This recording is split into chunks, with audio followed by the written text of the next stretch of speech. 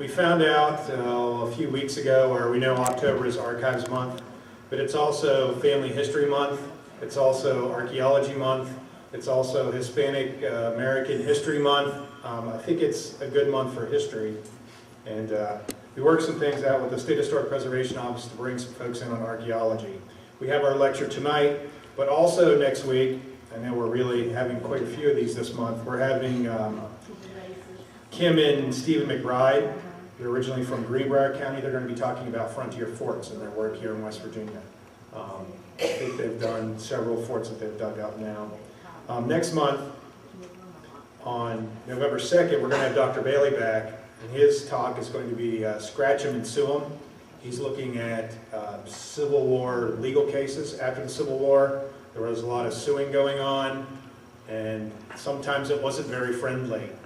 If you were a rebel and you had joined the Confederate cause and you were in a new state of West Virginia, some folks felt the need to sue to get your property. Do you want to repeat the date? The date for the McBrides is October for 25th. Dr. Bailey? All Dr. Bailey's is October 13th. November 13th. November 13th, I'm sorry. Election day is November 4th, so everybody go out and vote. Also, on November 8th, we've got an interesting one coming up, Pat McClure. She's doing research on the 1942 WVU National Championship basketball team. We haven't done too many sports-related things, but what's interesting about this from her research is a lot of the fellows that played on that team actually died during World War II. So she's going to look at the team and those members as well. I'd like to thank John here for the State Historic Preservation Office. We got together to bring some speakers in on archaeology.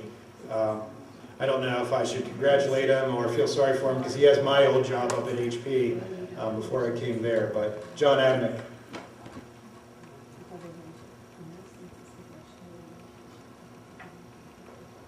Thanks, Brian.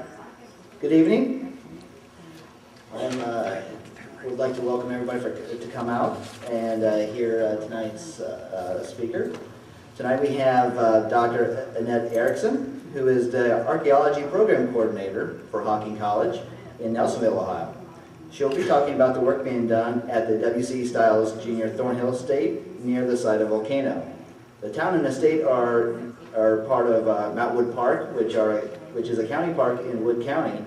And thanks to the efforts of the Friends of Mountwood Park, the site is accessible, and they have also brought in experts to study the site.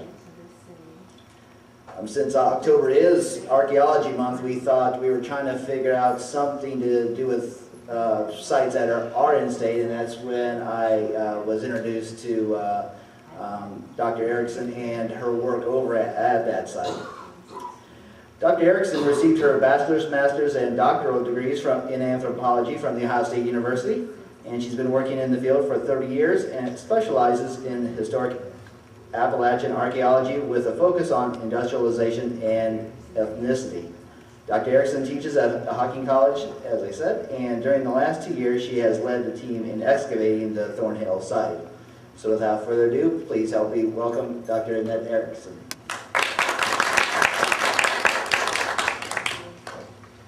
Thank you, good evening. I just looked at my slide when I came in and I said, I'm a day late. I bet if I check my pockets, I'm $1 short. So, that's sort of typical for an archaeologist in these days. So I'm very pleased to be here. I'm glad that you asked me to come. We are just now starting to give presentations and let out information on our excavations at Volcano. It is a collaboration of many people. I am merely a small portion, and I think that this is an excellent example on how archaeology can be incorporated at a larger level with its beginnings very local. It is the people of Volcano and those folks who are related to the Stiles family, the people who live in that area, the greater Parkersburg area, that has made this happen. I'm just a figure in that whole thing, and again, I would love to see more of this. I am an archaeologist in transition. My background has always been prehistory.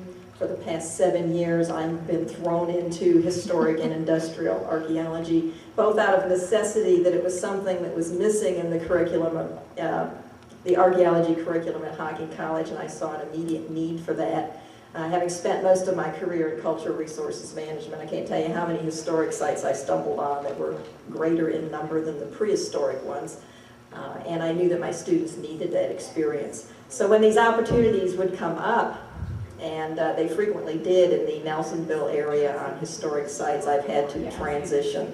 So I am not what I would claim to be as much of an expert as I would like to be in the future, but this is actually giving me an opportunity to learn and get into the more finer aspects of historical archaeology.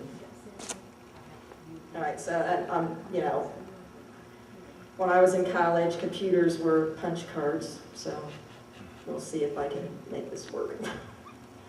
All right, so you know, this whole collaboration, again, was initiated at the local level with interested people.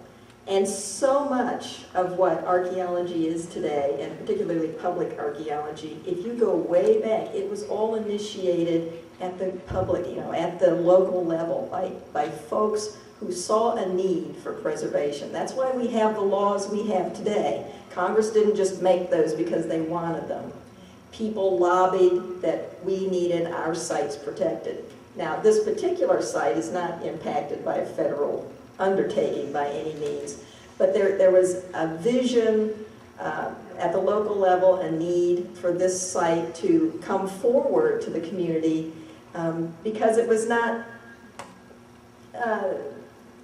being exposed in a manner that was being useful. The county had acquired the property that contains the Thornhill Estate, now the town of Volcano, that is in private hands. They were opening that land up for trails for hikers, bikers, you know, like the two-wheeled kind that pedal, not the roaming ones on Harleys. You know, people on horseback. Traffic was starting to come by some of these ruins. And as they were coming by these ruins, there was ultimately going to be an impact on them. Both people would stop by and say, gee, you know, that's interesting, I wonder what this was. And some of the signage needed to be updated. Some of the information needed to be passed out to these folks.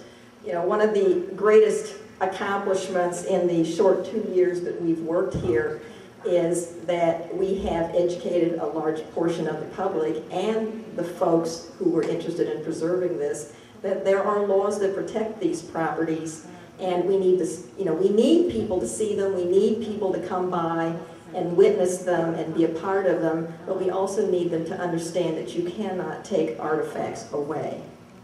And on our first year there, artifacts were being taken away unwittingly. People did not know that those patterns, those items in the ground, they needed to stay there. And we've made great leaps forward in that just in these small 2 years.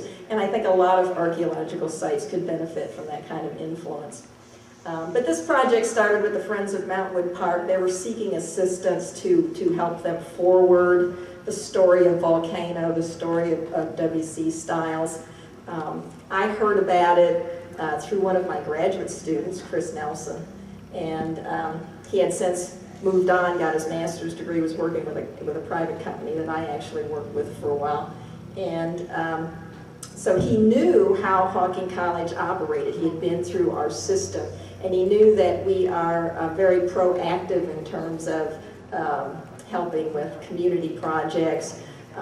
Because we're a 2-year school, we can be very adept at adding things into the curriculum at a moment's notice. So if I know that there's a conference going on or a meeting and it meets some of the needs of my courses, all I do is throw my students in a van and I say, we're going. And I can do that without a lot of administrative, you know, control and paper filing and things like that. And, you know, so we are able to mobilize rather quickly on these things. He contacted me because, you know, we, as a private nonprofit institution, were able to provide matching funds, time, effort, energy, personnel that these folks at the local level couldn't acquire by actually going out and just hiring a cultural resources firm to do the work. So, we kind of filled the gap. We supply a fair amount of labor. We do contract with them for the artifact analysis because as a 2-year school, while I have all 40 hours a week plus the other 60 that you squeeze in, for teaching purposes, I do not have the capabilities of research as a 4-year institution would be. So we have to generate funding in order to go beyond what is immediately necessary for students. So I heard about this, I was like, oh, okay, a town, Wood County, that's not that far away, Stiles, entrepreneur. We just came out of doing the Wells Estate in Wellston, Ohio. This is something we've had experience with, and it sounded really interesting. So absolutely, let's just go there this summer and spend 3 weeks. We pull a 10-week summer field school, and we could easily get 3 weeks of our time into this particular project. And so we jumped on it, we went there. It was kind of, let's just see if it works. It was such a great experience that first summer. The response from the public who came and actually helped excavate part of that, the work that we did, even though it was very exploratory at the time, the interest was high, the results were very positive, and so we agreed to do it again. And the second year that we went back, the results were probably tenfold in terms of public response and educational opportunities for my students. So we started actually excavating there in 2011. We focused on the main house at that time. Again, it was kind of exploratory excavations. I'll show you a little bit of the manner that we did test around the foundations. Once we had that under our belt, we had a better understanding of the preservation of archaeological materials around that particular structure. And then this year we were able to expand our investigations to 2 other foundation remnants on the property. Those referred to frequently as the gardener's residence and the caretaker's residence. And the idea is to continue, because 3 weeks is not that long. Excuse me, even though most archaeological field schools may run 5 at tops, a couple of those in the field, 3 weeks just does not get you the bulk of information that you would like to have every year. So, we're hoping that this continues, that we can offer at least 3 weeks of our student work through the summer and sort of keep building this relationship.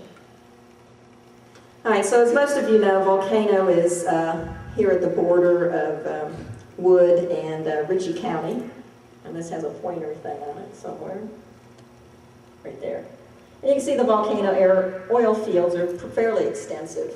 My first introduction to this area was actually, I was doing some work for a private agency up in Williamstown, and we actually located a house that is probably related to Henderson Hall Plantation. And so I was familiar with the fact that the oil industry was pretty big in this area, because when I looked at those historic maps, these little oil things were dotted all over the place. So I had been upriver a little bit from this place. The Thornhill Estate on this 1904 map published in 1924 is along this ridge here. And you can see that this road is now a trail. Here is the mansion house. I'm not sure what this structure is. Need to go out there and look for that when the leaves come down. This would be the caretaker's residence. The other building that we looked at, the gardener's house, is right here next to the main mansion. So even in 1924, we have some information on where this estate was. It's, when you go there, and if you haven't gone there, you should, but it's like a long hike up this long road, so go with a 4-wheel drive, or, just expect a long walk. It seems very, very remote. And I think it's hard to visualize, even as an archaeologist, having been there and walked the trail that used to be this road and seeing the locations of those buildings. Because it is not open fields anymore, it's in a wooded environment, it's very difficult sometimes to see the vastness of what this estate was. And that's something that we have to tackle because it's so large, it runs such an extensive area along this ridgetop that it's going to take a while for us to go out there and locate each and every single structure that's associated with this farmstead. And it was a big deal. And we're able to work on the estate because it is in the hands of the county. And that's why we're not really focusing on the town proper, because those are in private hands and in private holdings. But we hope in the future that this project will generate some additional local interest, and maybe some folks will come let us dig up their yard. I've done that before, so. And usually they're very friendly as long as we don't dig up their electric lines and sewer lines and things like that. Just some brief history of William Stiles, obviously a prominent figure. 1864 he founded the oil company in the volcanic oil fields. That oil was of such a fine grain that it required little refining, used as machine oil more than anything else, and was actually extracted well into the 70s by locals there. It was such a wonderful resource. Developed a patent to improve the filtering of oil in 1869. Worked in collaboration to form the Laurel Fork and Sand Hill Railroad Company. Just sort of your typical entrepreneur, just out there doing these things, building things, taking opportunities to grow this entire town in this particular industry. He did work to introduce the endless cable system to the oil industry. Again, there was a section of that operated until 1974, and there's even some video available that shows that operating, and it's pretty fascinating. He did build the mansion in 1874. It is indeed, or was, a commanding edifice. When you look at it, it's on a high hill above this town. There's just no way you could not be impressed when you drove up to it. Had 25 rooms, 3 floors. He built it for the price of $60,000, which was quite a sum of money in that day. Here's just a couple pictures of it. This one is my favorite. This is the north face of the house, and this seems to be where most people did their lounging, sitting on the porch, things they would do in the yard. But I like this one because there's a maid servant sitting up in the window here, and I always get a kick out of that. Because this estate had a large number of people actively there. And so we have the potential through archaeology to uncover what it is some of these folks were doing, not just Stiles, not just directly his family, but also these ancillary people, these support people who were working for him. They've left things in the ground here. Here's the main entrance to the house, I believe at a later date. I always think that he must have himself designed this because this entrance looks like a man cave. If I built that, I'd have windows, But it doesn't, so it strikes me as being kind of odd, but, so be it. It worked. I'd love to see the inside to what that was, because I cannot imagine, what that looked like, but it was probably pretty phenomenal. Big screen TV over in the corner, something like that. So we do have a photographic record to help us guide the archaeology, which has, sometimes it's helpful and sometimes it's not. It has been helpful in this situation in some respects. When you look at the farm itself, in 1880, this census of farm commodities was made available. I do this today. I have to write one every year to get my tax thing, and I have to say how many cows I have and stuff like that. Well, he was doing this as well back in 1880, and he had 408 acres at that time in this estate, so it was exceedingly large. It wasn't thousands of acres, but that's a fair amount of acreage to have operating this facility. The value of the land and buildings was $25,000. I'm assuming that this is probably related to tax purposes because he spent $60,000 building just the house. And so, of course, you don't want to pay taxes on $60,000, but you're willing to pay it on $25,000. In terms of implements and machinery, $1,000, $2,500 in livestock. Expenses including wages was $3,600, so he made about, what, $400 that year in profit, it looks like, so farming hasn't changed much over the years. He did own 10 horses, but no mules. And he did have dairy cattle, sheep, pigs, and bees. He grew grapes, had an arbor, made his own wine, grew, I think it was 100 pounds of potatoes. I threw these numbers in, again, to give you some concept of the size and the number of people he was supporting. They used 600 pounds of butter on the farm. They listed none of this as being sold. So, I'm assuming it was consumed by the folks living there in the kitchen. They were probably making a lot of cakes with buttercream icing. Slaughtered 100 calves and 50 sheep. So, there was, again, a sizable number of people on this property, and they have left an archaeological record that we can access. As far as known buildings that we can document readily is the mansion itself, and there's also a separate wine cellar. There's some debate amongst us whether that's really a wine cellar or not. It could be a wine cellar, could be something else. We'll see. We haven't really started excavating around it yet. The gardener's house, which we have collected some information in, and I think the definition of that structure is going to change as well as a result of the archaeology. There is a large cistern, a large horse barn, or just barn in general, and the caretaker's house. In addition to these, we know there also exist other foundations, at least 3, and probably more. The goal is to go back probably next month when the vegetation is down and go out there with our GPS units and note those in. Some of them are small structures, probably privies. Some of them may just be other storage facilities or small support facilities in order to run this farm. So even getting those out will help us map out the land use pattern along that ridge top. This is a 1939 aerial photo of the farmstead, and the main house, you can still see it here. Right next to it is the gardener's house. The cistern is right in here. This road used to take a dive right here and come down below the cistern. The barn is here, and the caretaker's house, I believe, is this dot right here. And you can see this is a fairly extensive flat area that was either under pasture in orchards or vineyards. And I'm not sure how much he owned back in here. One of the things we need to do is get the original property boundaries so we know how much of the estate we're dealing with and how much has been divvied off into other things.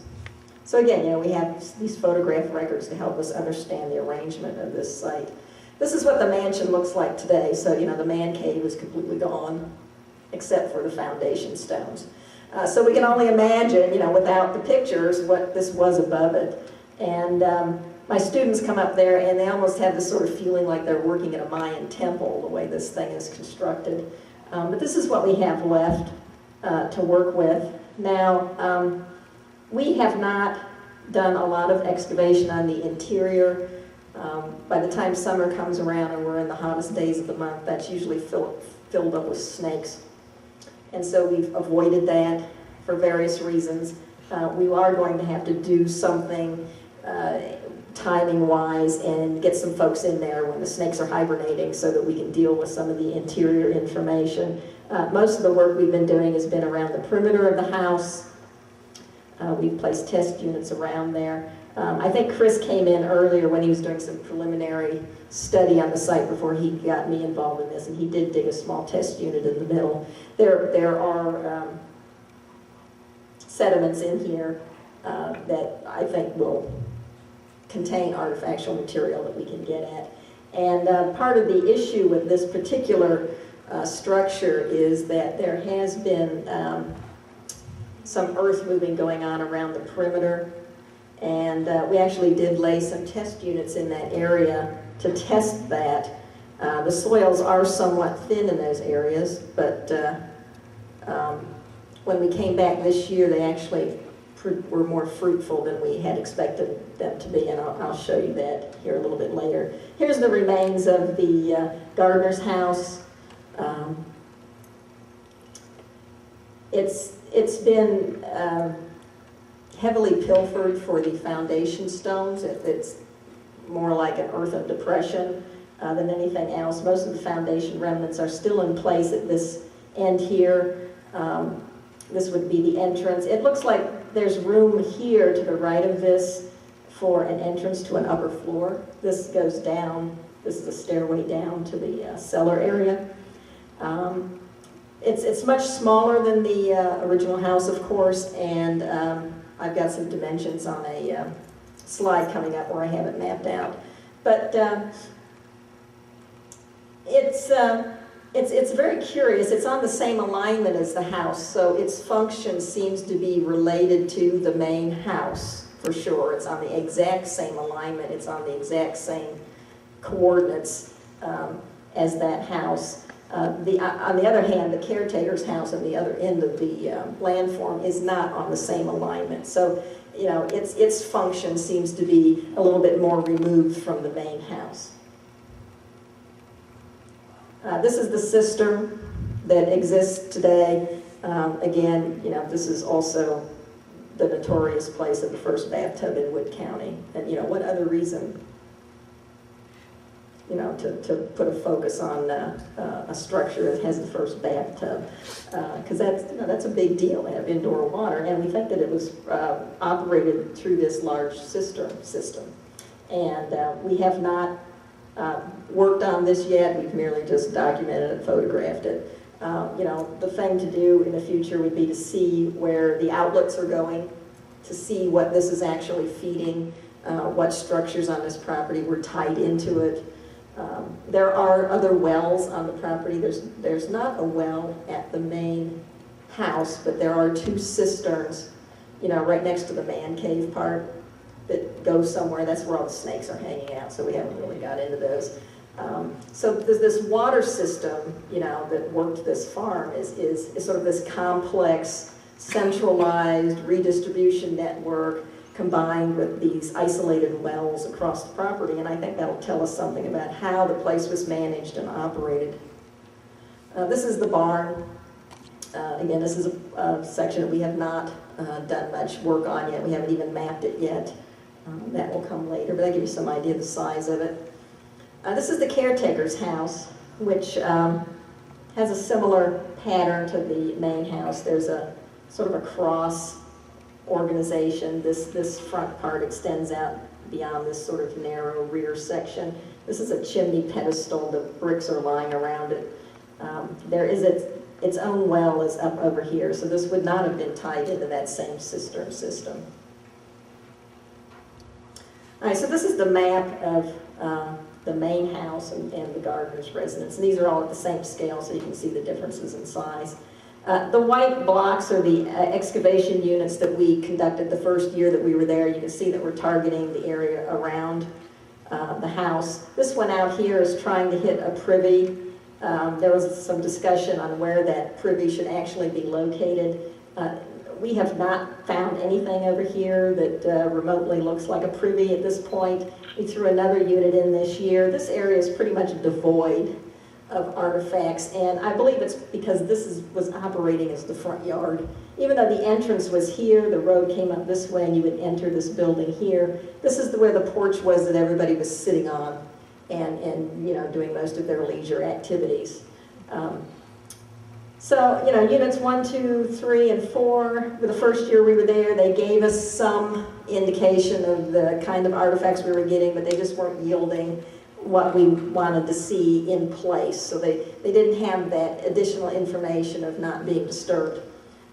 So we put these 2 trenches back here below this edge of this landform because, you know, one of the reasons that the Friends of Mountwood were working on this is they were assembling a museum and they needed pieces for that museum. Everything we got here, here, and here, you know, stuff archaeologists are okay with, little pieces of broken china, small fragments of things. But, you know, when you put that in front of the public, they're just like, what? You did what? You spent 3 weeks getting that small fragment of something. I don't even know what it is. You know, they needed some pieces to put in their museum. Well, when they bulldozed around this, they shoved it all over this hill. So there are large amount of artifacts back in here. Sizable pieces, large pieces of crock, identifiable pieces. The problem is they're out of context now. You know, Stiles isn't the only one who lived here. He lived here for 22 years. His family lived there afterwards, and so since the bulldozer shoved him over the hill, it's very difficult for us to say, yes, this piece is reminiscent of that era, particularly if it's a date that's not diagnostic and has a good time frame associated with it, just because it's a piece. The dotted line here indicates where the porch would have been. These are the two cisterns where the snakes live. These are all chimney remnants. This section back here is believed to be the kitchen. This is a deep cellar in itself. The wine cellar is off this way and not on this map. And with this deep cellar attached to this house, you know, Mike probably argue with me. That's why I think this over here is not the cellar, because they've got one here. And when we came back the second year, we actually reopened Unit 1, Unit 2, Unit 3, and then came in closer where the bulldozing had not been evident in order to see if we could get artifacts in situ. And these two units here indeed started revealing kitchen debris, food remains, you know, bone fragments, steak cuts, oysters. They're actually eating oysters, so we know, you know, that might be related to when Stiles was there.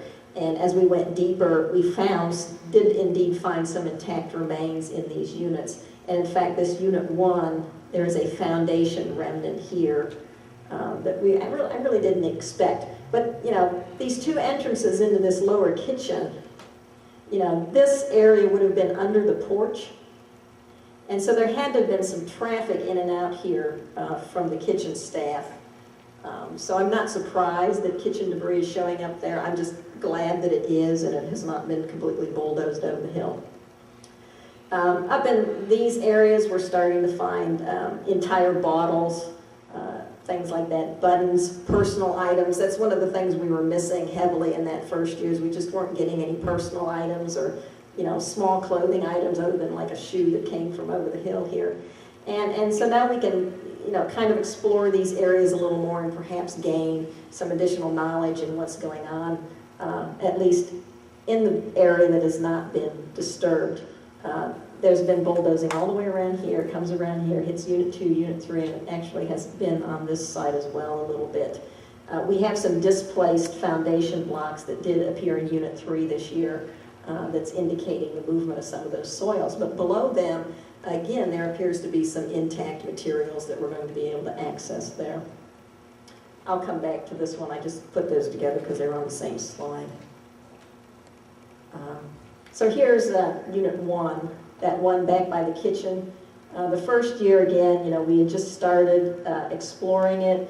These are 2 meter by 2 meter units. We quadrant them off into 4 quarters, take 2 quarters down at a time so we maintain the profile and then follow with the other 2. We thought this unit was basically done, wasn't going to tell us anything. You can see the ground getting higher right in here. This is the area that was not impacted by any kind of land clearing. My plan was to move from this into that area that would have been right outside the kitchen but under the porch. And lo and behold, my students did find this remnant of an intact foundation.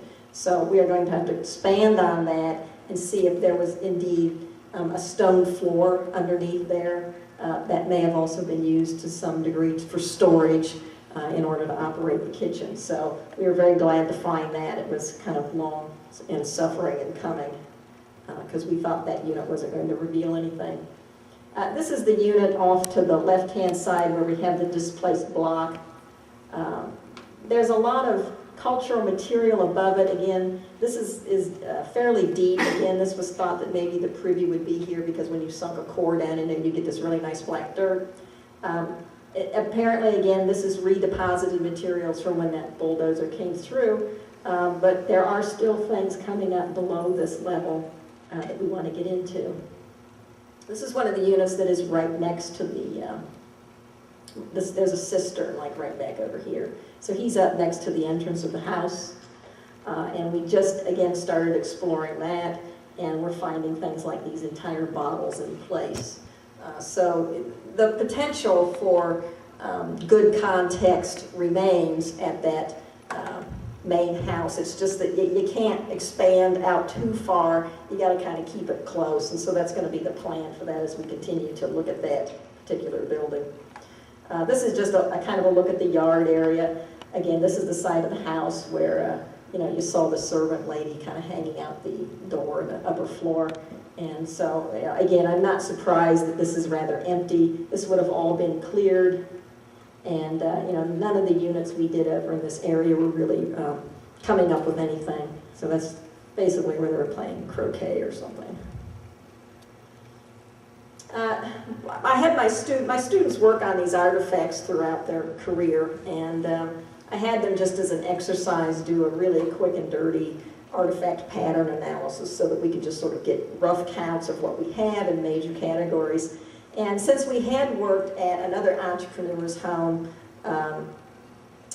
in Wellston, and that house was actually still standing, and we were excavating around the yard, that was also being turned into a museum by the local community. So similar circumstances. We just did this and compared the two. The dark is Wells Estate and the blue is the Stiles Mansion. And you can see that the pattern is strikingly similar, even though the Wells house was still extant and Stiles is not. And so this kind of tells me that with this high number of architectural elements, and we're not counting the foundation blocks here. We didn't add that in these tallies at all. This is just like loose bricks, nails, things like that, are almost equivalent. So when the Stiles Mansion was no longer being used, apparently a lot of it was carted away and just isn't there, because I would have expected to have found a lot more architectural material, because part of it just tumbled down and fell in that place, but it seems to have been pretty much removed. And so it's matching what we're getting in a similar house, not quite as big, that is still standing. Obviously, those domestic remains are prevalent, dishes, things like that. And then this category here, maintenance and subsistence.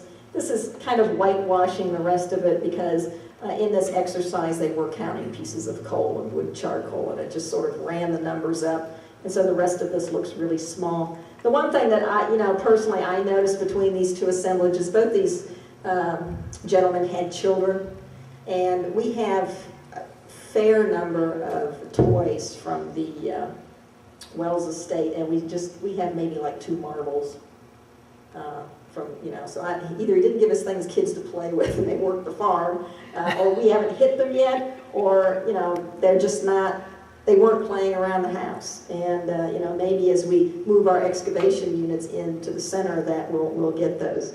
But I just thought that was an interesting difference. Here's just a snapshot of some of the artifacts that we've recovered, the larger items from over the hill. And you can see there's large stoneware crocks, big pieces of glass, a clock mechanism, a lot of wine bottles, a lot of bottles that contained flavorings and alcohol, lots of alcohol. So, the staff was making, lemon pie with alcohol-laden lemon a lot. The thing that struck me about these things is not that, because, during that period of time, everything had alcohol in it as the base. But a lot of this material is coming from the local Parkersburg area. So here we have an entrepreneur who is working in the oil industry, and you sort of perceive them as having this sort of world connection. He really seems to be purchasing his stuff. If we can indeed attribute this to his occupation period, 1874 to 1896, some of it we can, some of it we can't. He's a local consumer. So he seems to be very, very interested in elevating the commerce in his hometown, he was from Philadelphia, but where he lived.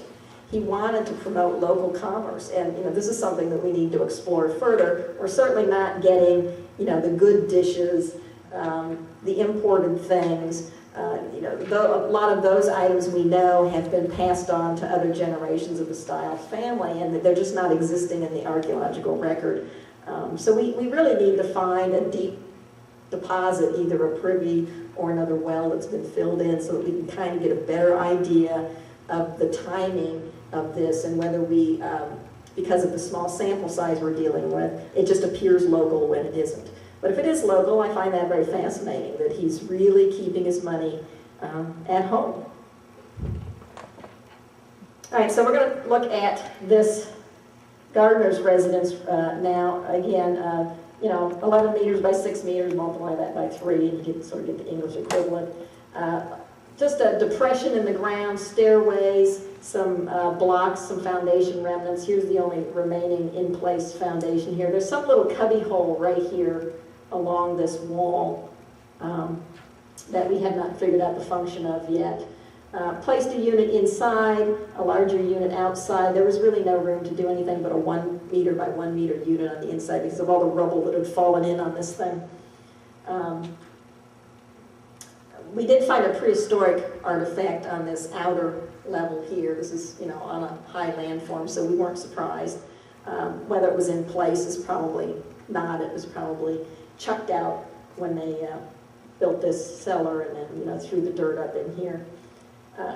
We wanted to see, if the walls we were looking at were the true walls, or, had all the blocks been pillaged away, how, what really is the dimension of this thing. So we got a little bit of a backhoe. The park there came up with their little John Deere backhoe, and they dug 2 trenches on either side of that. It didn't answer anything, but it did keep us from having to do a lot of manual excavation. So it was helpful in that respect. So we now know that now it's just a depression. All the blocks seem to be have been taken away. There may have been another stairway back here. It's a little hard to tell. This is just a big pile of rubble, but there does seem to be some sort of exit here, or at least a window. We were not getting very many artifacts out of this at all. We threw in 2 shovel test pits over here below the same edge of this landform. This is the same landform, just further down the ridge top. Thinking that, well, if they're living here, they're throwing their trash over the hill. There should be a midden over there. There is not. So, the quandary here is there's no domestic debris. There's very, very little. If this were a residence, there should be domestic debris associated with it, and we aren't getting it. So we may have to reconsider the function of this particular building. And it does seem to appear on a photograph where we have 2 ladies standing here and they're shooting a photograph back this way. And I think you can see this building. I have to work on that more because, you have trouble with parallaxes and distances when you're looking at photographs. But I think, that this is probably a cellar, a storage facility that was 2 stories tall. One entrance down here, one entrance up here. The reason it was pilfered is because people didn't live in it. These stones didn't get stolen or taken away, or I guess repurposed is the appropriate word today. This was not repurposed like this one was. And if someone was living in there, I would think that it would have remained intact longer. We are going to have to go back and do more excavations and exploration. We need to look at this area here, this area over here, see if there is another entrance in it or not. But the mere absence of kitchen debris, plates, dishes, glassware, hollowware, indicates that it is probably storage and is not the residence at all. Now, he did have a gardener and he did reside on the property somewhere. It just may not have been here. So, this one is going to have to be revisited in terms of interpretation. And here you can just see some of the excavations. We have this small 1 by 1 unit in here. It's not showing up very well. There was a pipe running through here, a metal pipe that runs through here. There is coal at the base of it. We couldn't open it enough during this season to assess whether or not it's reached a natural coal seam when they dug the cellar, or it's a big block down in there for some reason. We're going to have to expand this in order to do it. The trenches that we put in were back here. You can see this is real slopey, and we were just trying to find out where the edge really was and how much this eroded, and it just wasn't preserved. And here's where the 2 by 2 was excavated to the front. the prehistoric artifact up in here. There's also some soil anomalies up here that are very linear in pattern that we need to go back and investigate and follow through and see what those are. Because somebody was doing some landform modification in the front of this that may have bearing on its function. And then the caretaker's house, which you can see it's in this very similar cross pattern as the main house, has a nice little porch over here on this side. This wall is collapsing in, and here's the chimney pedestal that you saw in the other photograph, the well. So it's sort of a self-contained unit per se, and could operate and function separately from the house, which, if you had a caretaker and it was his job to manage the farm when you were out, he wasn't, you didn't necessarily want him having coffee at your morning breakfast table every day. He's like, no, he's got his own house, go out there and do your thing. So the distance away, the fact that it's sort of a self-contained unit, makes sense that this was, a residence for sure. We excavated this 2x2 here, started one quadrant of another 2x2 back here. This was hindered a little bit by a hornet's nest. So we had to kill the hornets in order to get the unit in. And of course, that was near the end of our period of time there, so we only got 1/4 of a unit started. We do have kitchen debris from this. I was hoping to find things as they were coming out the door and tossing this way. I probably need to come forward a little bit more to hit some more.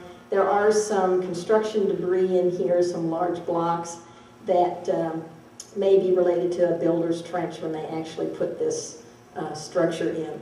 But this has a lot of promise in terms of finding out who was living there and what kind of, what connection they would have had to the main house. Are they using the same dishes? Are they getting the dishes that they're not using anymore? That kind of information. How tied in were they at the far end of the frontier?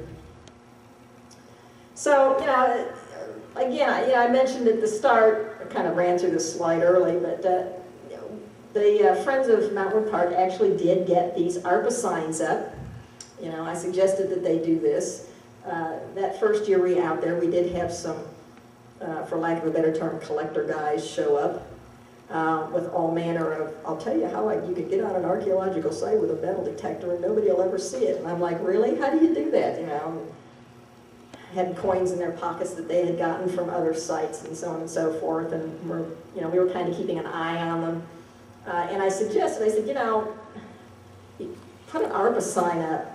It's not federal property, right? And the Archaeological Resources Protection Act protects federal property, but it will also protect private property. If you ask for help, they will help you. And so these signs make it very clear that this is under surveillance, and they don't know what kind. It is, to some degree. Folks come through there and they manage the trails and they keep an eye on this stuff.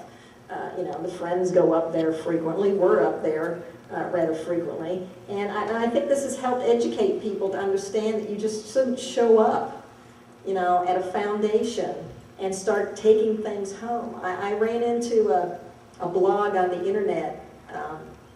I have a farm here at Milton, so I have other farms that I connect to, and occasionally I'll catch a comment. And some woman, I think in North Carolina, commented and was blogging about how it was just so entertaining to go out into the woods and find treasures, and just pick them up. And, they'd go out with their kids and they just collect all this stuff from these historic archaeological sites and bring this stuff home and have it and play with it or keep it or something like that. And, we have to raise the bar of awareness. We have to. These sites, first of all, if they're privately owned and you don't have permission to be on the property, you're trespassing. If you're breaking a law trespassing, you can have them prosecuted under the Archaeological Resources Protection Act. And one of the gentlemen that was there who was showing us how they pilfered archaeological sites, they had just come from across the river pilfering a log cabin site in Biggs County. I couldn't squeak out of them the location, but I tried. This site isn't 100 years old. I'm like, well, it is. It is 100 years old, And no, you can't just come out here and pick up stuff. And they never did come back. And the friends offered a membership to them. Didn't you extend, you know, like, why don't you become members and learn about this? Of course, they never did because that wasn't their goal. So, you know, doing this, by coordinating with these folks on the local end, by getting the public involved, it's a great opportunity for people to understand what archaeologists do, because they think we just go out and beat up Nazis and collect fantastic things, and we don't. You know, to be honest with you, I still have trouble with the recruiters at Hocking College, because they tell my students, if you want to be an archaeologist, you're going to have to go to Egypt. And I'm like, no, you don't have to go to Egypt. You know, it's in your backyard. It's in your backyard. And, you know, we have a long history of preservation, and this is a way for people to learn about it, for people to become involved about it, so that, you know, they understand what we're doing, why we're doing it, and that, you know, you can actually have a career in it. So it's a win-win situation all around. It protects the resources, and it works as an educational facility, not just for my students, but for the public at large. The museum is together. They've got it up and running and have artifacts in it that are more than little pieces of things. And, you know, they reported to me they had over 1,000 visitors from July 1st to September 30th. That's a large number of people to come to a small museum. A large number. That has been very, very successful. And, again, my students use this as a service learning opportunity. They understand that as archaeologists, they're not isolated in dark rooms with mysterious artifacts and tomes of paper, and they, you know, do these things that people aren't aware of. You know, no, that is not it. You have to engage the public. You know, you got interested in it somehow. Somebody else needs to understand that those opportunities exist. So, you know, this has just been a very positive experience. The folks in Wood County are just very helpful and responsive, and you know, treat us very, very well. They have good food, so we always come back. And I just could not recommend anyone who has a need to also not make the attempt to get an educational facility involved and see if you can't work something out and move your needs forward. So our plan is, you know, continued excavations of the undisturbed areas around the main mansion. We want to go back to the gardener's residence, the caretaker's residence. We need more data. We're just scratching the surface. We also need to go back and continue mapping those other foundation remnants that are there. You know, just the pattern of those along that ridge top is going to give us information, behavioral information on how that farmstead was operated.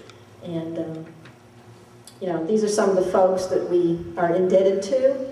That made this happen, have, you know, helped with funding, guidance, allowing me to come talk to you for an hour about this. One of my students actually presented information from the first year at a professional meeting of the Ohio Valley Historical Archaeology Association. A sophomore, you know, presenting at a professional meeting.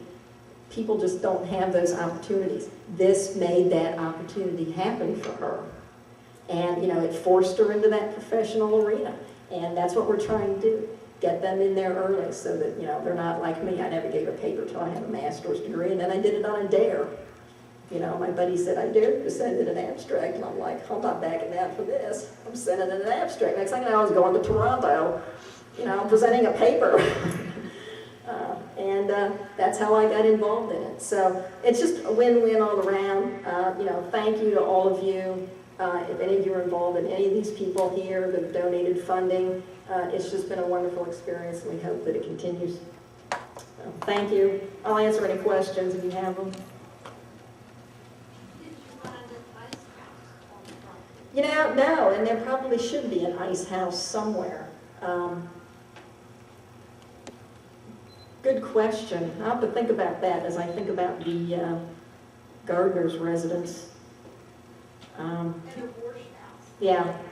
I think there's information that those structures existed, and when we go back out there and we start, you know, locating some of those other depressions and some of those other foundations. I think some of that will become apparent, but we have not at the moment. We've just focused on these main known residences so far. Anything else? Any other questions? Yeah. Do you know when it quit being occupied? I don't have that date in my head. Mike probably does. 20s, 1920s. And I still have a cellar house on my farm, so it's, that could have functioned all the way up, way past the Depression into the 40s or 50s, really.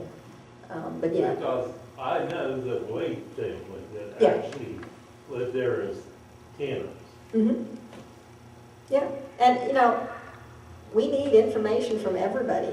We have a certain amount of documentary evidence, but oral history is equally important, and we have just added oral history to the historic archaeology program. My students went out and collected oral histories for the first time this year, and we have developed a curation facility at Hocking College, and part of what we're going to document and store are these oral histories. So maybe we'll be calling you, and getting a hold of you with a tape recorder. Absolutely. Anything else? Yeah. Maybe the wine cellar was actually a place to store ice. Maybe. What he did, Yeah. collect ice. He used to dam off the creek along Volcano Road. He would harvest the ice. Yeah, it's, we're just going to have to do some excavation around that wine cellar. You mean the one that's like in the house or the one that's exterior to it? The exterior. The exterior one? Could be. Could very well be. Did he have a coal and wood house? I would assume so, but I don't know. Do you know of anybody ever mentioning one? Has anybody ever pulled tax records to see what they were getting taxed on, the number of structures or anything? That's probably some of the work we still need to do. We still need to go to courthouses and pull some of that information and find out. There's a lot to be done. It's an immense site, and we're just scratching the surface. Question back here? Yeah. Was it brick or frame? The house? The house was framed. Do you know who built it? No. I've had our architectural historian try to match that structure up with maybe something that he would have seen in Philadelphia, because that's where he came from, and we have not yet. It's a very unique structure at this moment. But down the road, we may be able to find out if there was an architect involved. When they quit being there, was there anything in the paper about them leaving that you might glean information from? There could be. I haven't, personally gone through all of those records. I know that a lot of that newspaper information has been collected. There's at least 2 books out on this, correct? That have information. I have to admit that I, just as an instructor and an archaeologist, I tend to leave data research in terms of those kind of materials to the architectural historian. So I just can't answer that, but there may be something. I was curious how many people you have on site when you're having the field school. Oh, I think, how many people did we have? There was a day we had 20. We had 46 people actually participate in the day this year. We had 13 Boy Scouts and Merit. We had 110 people actually make the trek up the hill just to watch. Yeah. And what I do is, my students have already gone through several weeks of training, and I tell them, I said, this is your unit. You were getting the public is going to come, and you were going to train the public. And so what that does is it solidifies the skills that I have given them by making them then have to train somebody else. And they're a little spooked at it at first, but they do an excellent job. I've really been amazed at how they go out there and you'll see them saying things like, they'll be uncovering something. One of the folks that comes out and works in the dig, they find something. And I remember one of my students, they had in their unit a steak bone, and this young man was like, oh, look, a bone, and he went to grab it, and they're like, oh no, you can't, don't move that, and they tormented that poor guy, for probably like 2 days, and then finally I Are you gonna let him pick up the bone? You know? And you know, it was them, again, taking that opportunity to try to let folks know that, you know, before you pick it up out of the ground, we need to measure it, we need to document it, we need to do all this stuff, and all this tedious work has to be done, and it really brings it home and shares it with people, and then, you know, they can share it with somebody else. And so you're not out there on a sunny afternoon trekking through wherever, North Carolina, treasure hunting, you know, and destroying things. So, anything else? All right, well, thank you.